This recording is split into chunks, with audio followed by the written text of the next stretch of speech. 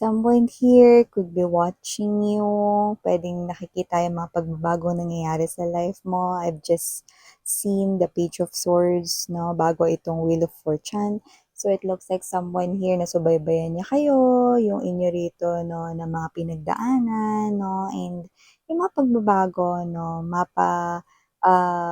positive changes, no, or mga situations na parang pinagdaanan ninyo like pagsubok, no. So, merong nakakita nito dito. Yan. Okay.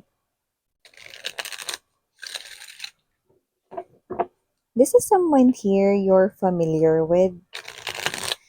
Could be a friend, a companion, a supporter here. Someone who's around you.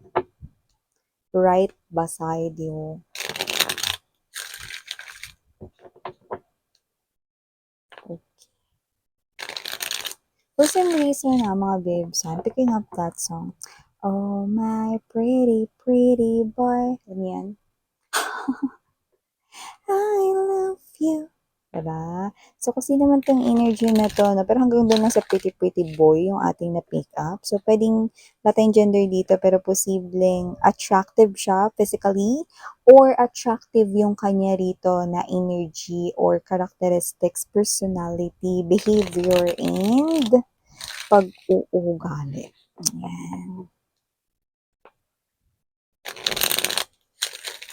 Oh, my pretty, pretty girl.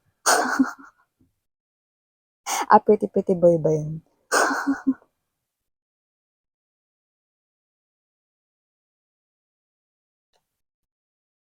Hmm. There could be a crowd right here, but I'm picking up more likely with the Ace of Swords energy. It's some kind of a discussion. Alam niyo yan, discussion mga babes, no? Pero kayo mag-alala, hindi ko naman napipick up na ito ay study group or ito ay tungkol sa school, about a project right here related sa mga nagpapastress sa human beings like work or school-related projects, tasks, yan, no?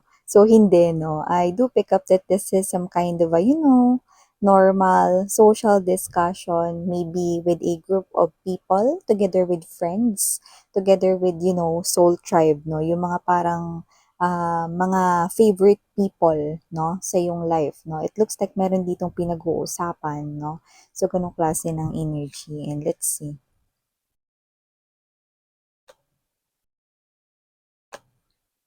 Oh. At mukhang meron ditong hindi mapipigilang hindi makisawsaw. Actually, pwede naman siya rito talaga makisawsaw at makialam, sumabat rito sa usapan na 'to 'no, kasi siya ay kasali rin sa'yo ritong soul tribe, sa'yo ritong group of friends or kung sino man ito 'no. Parang, welcome din siya 'no, to give his or her own opinions, feedback, or kung may gusto siya ditong sabihin 'no, mga gano'ng klase ng bagay right here. But I'm picking up more, no? Dito sa energy ng person na ito. So, ano ba pinagsasabi mo dyan, Miss Yan? Mamaya. Huwag ka masyado mainip. Wait lang mga babes. Okay, okay, okay. Ikalma natin mga babes. Okay. Ayun, yun na nga yung sinasabi natin dito. Three of Cups, Hermit Energy, and the King of Wands. O, diba? Ano daw? Ano sinabi ni Miss Yan? So, mamaya explain ko yan sa inyo. Pero before we dive deeper, hi and hello sa ating mga new subscribers. My name is Yan. Welcome, welcome.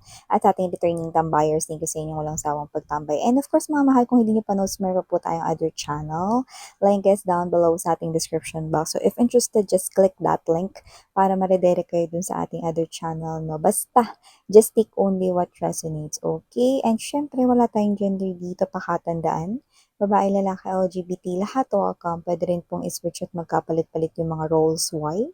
Kasi general reading ito and at the end of the day, everybody, you hold your free will like malaya ninyong gamitin yan kung gusto nyo i-claim yung mga mensahe at gawin itong guidance or not. Okay? At timeless din ito. So meaning to say, pwedeng ito ay tapos na like nangyari na sa iba sa inyo. Sa iba sa inyo ay nangyayari na po ngayon. At sa iba sa inyo ay mangyayari pa lamang. Kaya naman, just take only what resonates. So here, Meron ditong hindi mapigilang hindi makialam. And it looks like this person right here is one of your friends. Kasali rin siya dito sa discussion na ito. No, di ba kapag kunwari, nagsasama-sama yung mga magkakaibigan or ito ay, kung hindi mo ito mga kaibigan, pwedeng ito yung mga katrabaho mo na friends mo na rin. Di ba? Pag nagkukumpulan kayo, no? Or baka naman ito yung mga pinsan mo, no? Kapag nagkukumpulan kayo, yung mga closest mo, mga cousins, di ba? So kung sino man ito, these are your favorite people, might be family, relatives, might be friends, might be co-workers na friends na rin, yan. Kung sino-sino man yung mga yan, they're talking about a specific na involved kayo, guys, no? And it looks like nandiyan ka din sa discussion na yan. Nandiyan ka man o wala, ang discussion, ang topic, ang issue, ang concern na pinag-uusapan ay walang iba kundi ikaw. But, isa dyan sa mga yan, no, ay ang hindi mapigilang hindi mag-react. So, kung sino man tong energy na to, no, usually, meron siya ditong energy na pinapakita, no, na either hindi naman siya yung pinakatahimik sa grupo or hindi naman siya yung as in laging sumasabat, no, pero pwedeng yes, no. So, kahit hindi siya as in silent type of person or individual, no, parang sa grupo ninyo, siya yung parang tamang pakinig lang, hindi masyadong nagbibigay ng opinyon niya, hindi masyadong sumasabat, no? Pero dito, hindi niya mapigilang hindi sumabat. Yan, no? Ano ba kasi yung klase ng issue na yan na involve ako rito, Miss Yano? Well, ito, actually, sa pinapakita sa akin, with the Knight of Pentacles energy, Seven of Cups, no? And there's this Page of Swords. Ito rin ay parang matagal mo na rin iniisip. Isa na rin sa parang nagpapagulo or nagbibigay ng ibang kahulugan sa'yo. Pero, dahil nakita natin dito that with the Knight of Pentacles energy, parang wala ka naman masyadong nakuhang sagot or clarity dito, kaya parang hinayaan mo na lang. Ano ba yun, Miss Yan? Well, let's get straight to the point now. Kung sino man tong energy na to, nakikita ko rito, no, na bibihira siyang sumabat, pero dito, sasabat siya. Dahil, kung ano man tong discussion together with your group of friends, no, nakita ko rito na parang yung mga friends mo with this Page of Pentacles to the Ace of Pentacles energy, parang every time na lang na parang ikaw ay parang merong susulpot na person sa life mo na may gusto sa'yo or gusto kang ligawan or gusto rito mag-express ng emosyon at feelings sa'yo, crush ka, like ka, no? Parang sila, lagi silang supportive, no? Which is, dapat naman talaga dahil friends sila. Kaya lang, medyo nagpapainit ng ulo ng isa rito, no? Kasi parang lumalabas rito na parang ano, tuwing meron na lang bago, lagi na lang sasabihin na baka bagong simula na yan, blah, blah, blah. No? So parang meron ditong irritated, no? Dahil doon na parang every time na lang na may bago, sasabihin baka yan na yun. Yan, no? Eh, paano kung hindi pa pala yan? Reto kayo ng reto kay collective, tapos saktan lang din siya niyan.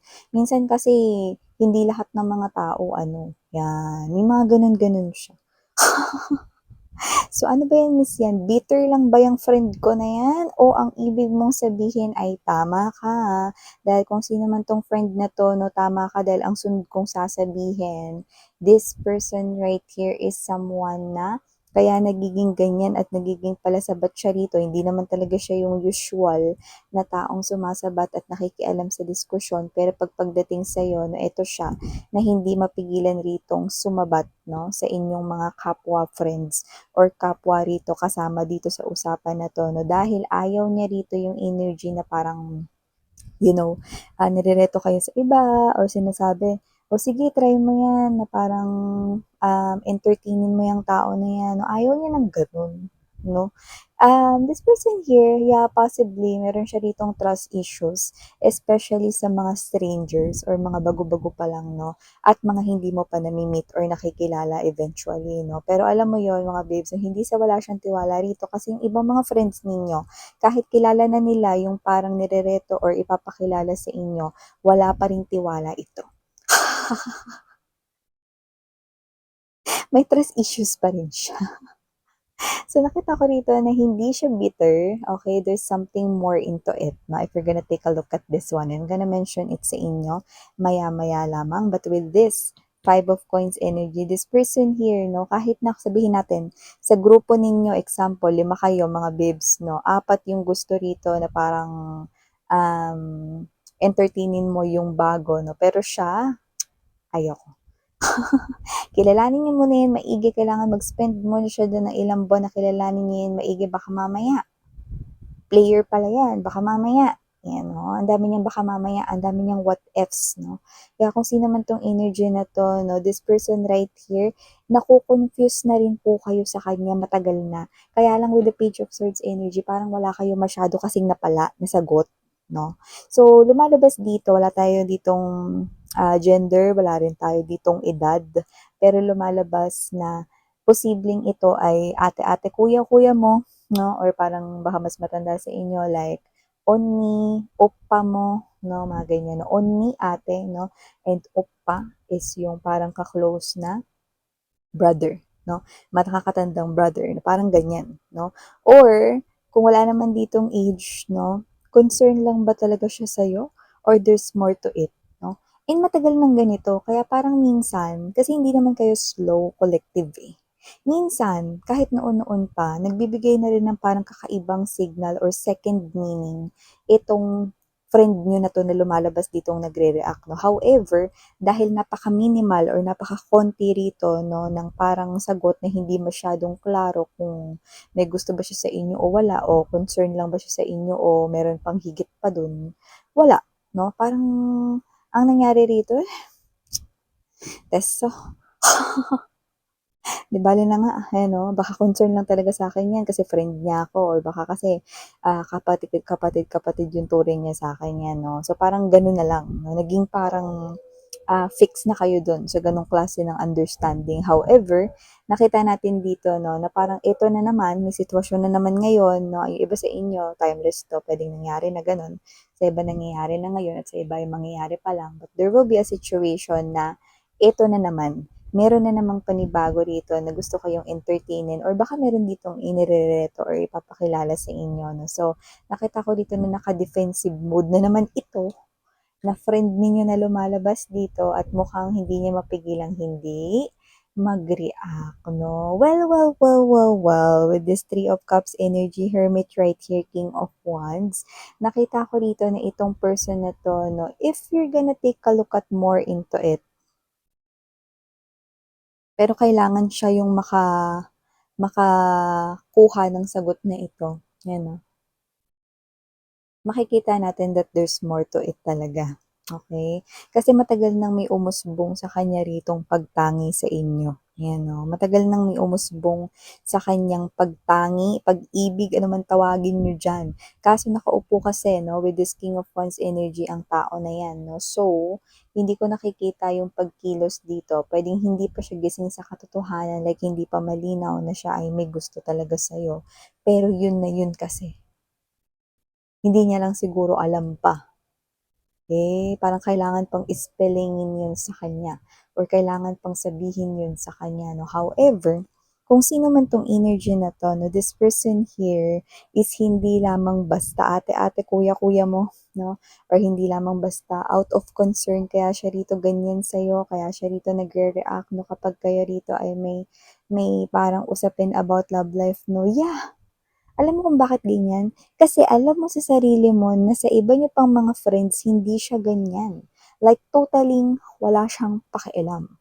Pero pagdating sa inyo, ito siya, no? Parang kala mo nanggigigil. Parang ayaw mo mag-isip na baka may gusto siya sa'yo or whatever, pero hindi mo mapipigilang, hindi yung sumagi sa iyong isipan. Kaya nga, Page of Swords is right here, no? Pero nga, dahil naging minimal yung clarity rito at finally, meron na tayong nakuhang sagot, yes na yes.